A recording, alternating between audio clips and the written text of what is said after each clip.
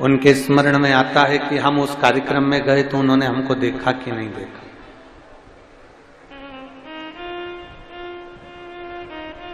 हमने उसको देखा कि नहीं देखा। यहां तो शिव पुराण में भी लिखा है ना दक्ष प्रजापति का चरित्र।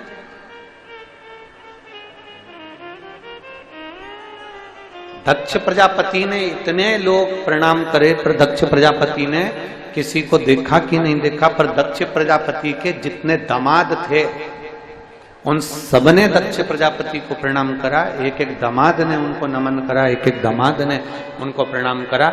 दक्ष प्रजापति के एक एक जमाई ने उनको प्रणाम करा। केवल एक शंकर जी ऐसे थे जो भूलवश अपनी सुध में बैठे हुए थे, तो वो दक्ष प्रजापति को प्रणाम करना भूल गए और दक्ष प्रजापति का ध्यान उस शंकर जी की ओर चला गया, शिव जी की ओर पहुंच गया। इनको बड़ा उनको जो आसपास लगे। दक्ष प्रजापति का ध्यान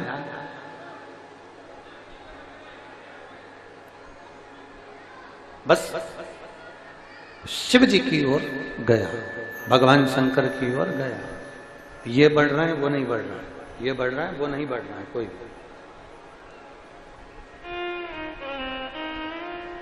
अब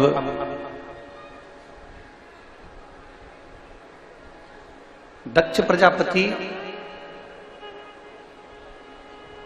शंकर भगवान को देखे और उनको क्रोध आ गया। भगवान शिव को देखा और उन्हें क्रोध आ गया। कारण क्या था? क्योंकि दक्ष प्रजापति को क्रोध आने का केवल एक कारण था कि जितने भी जमाई थे वो सब आदर के शब्द का संबोधन कर रहे हैं। पर मेरे शंकर भगवान को तो आडंबर आता ही नहीं। मेरे भगवान भोलेनाथ जी को आडंबर प्रिय है ही नहीं। मेरे शिव जी तो आडंबर से दूर है। मेरे शंकर भगवान को तो आडंबर आता ही नहीं, उनको दिखावा आता ही नहीं।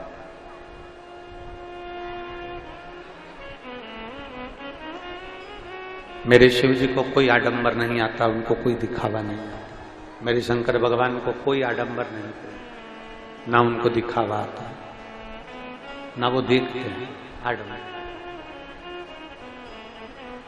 दक्ष प्रजापति की कई कन्याओं का विवाह हुआ और कई जमाई उस सभा के अंदर बैठे हुए हैं। कई जमाई उस सभा के अंतर्गत विराजमान, और जितने दामाद जितने जमाई उस सभा के अंदर बैठे हुए हैं, जितने दामाद उस सभा में बैठे हैं, सब दक्ष प्रजापति का गुणगान कर रहे हैं, दक्ष प्रजापति का बखान कर रहे हैं। सब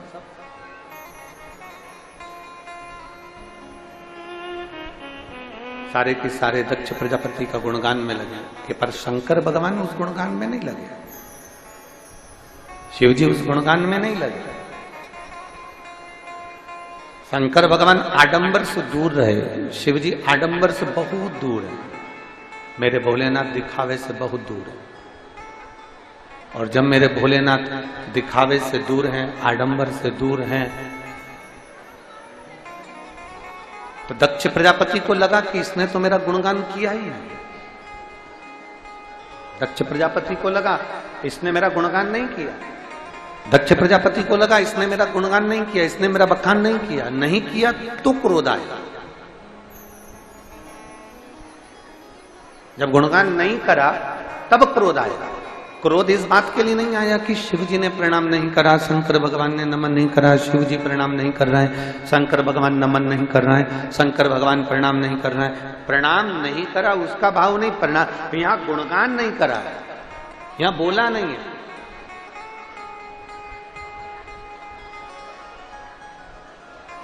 ये तो धर्म की जगह है, शिव महापुराण की कथा हो रही है, धर्म का स्थान।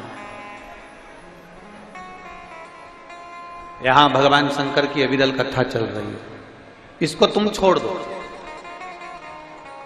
आप किसी राजनीतिक मंच पर जाइए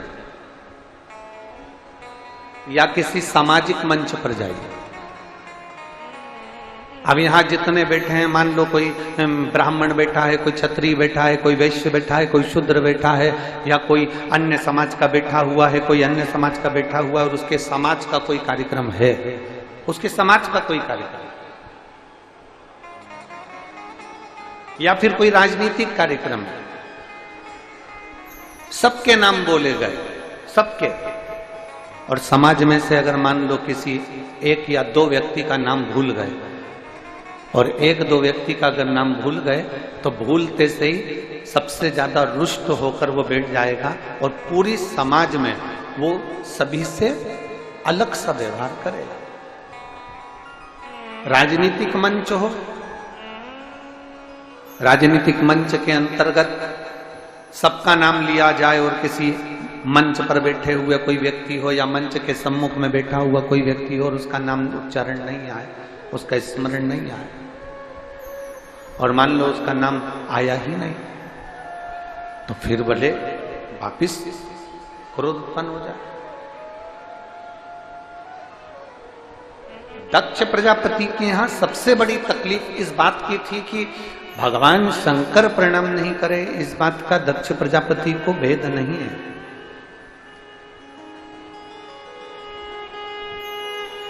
दक्ष प्रजापति के मन में जो बात कचूटी गई, दक्ष प्रजापति के हृदय में जो बात कचूटी गई, वो बात केवल इतनी सी है कि शंकर गुणगान नहीं करता, शिव गुणगान नहीं। क्रोध आ गया, अपार क्रोध, अपार। और इतना क्रोध आया, इतना क्रोध आया, खड़े हो गए दक्ष प्रजापति सभा में। क्रोध के मारे जब सभा में खड़े हुए, और सभा में खड़े होकर उन्होंने अपशब्द कहना प्रारंभ कर दिया, आड़ा टेढ़ा संवाद कहना प्रारंभ कर दिया। क्रोध में खड़े होकर जो उन्होंने अपशब्द कहना प्रारंभ करा, आड़े टेढ़े शब्द कहना प्रारंभ करे, अपशब्द कहना प्रारंभ करे, शंकर जी को श्राप दे दिया, ऐ शिव मैं तुझे श्राप देता हूं कि तू शमशान में निवास करेगा, शमशान का।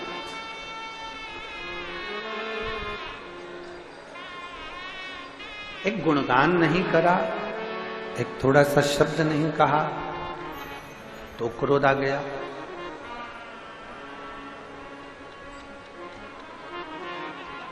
थोड़ा सा गुणगान नहीं करा तो क्रोध आ गया। शिव महापुराण की कथा कह रही है, भगवान शंकर का संवाद कराए, शिव तत्व कह रहा है। बहुत सुंदर बात शिव महापुराण की कथा कह रही है।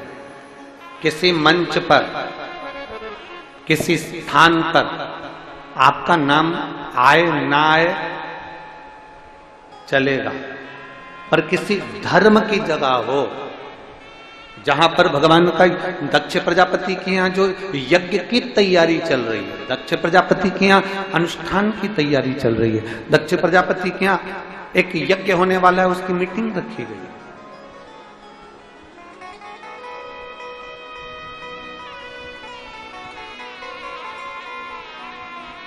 दक्ष प्रजापति के यहाँ एक यज्ञ होने वाला है, उसकी एक सभा रखी गई।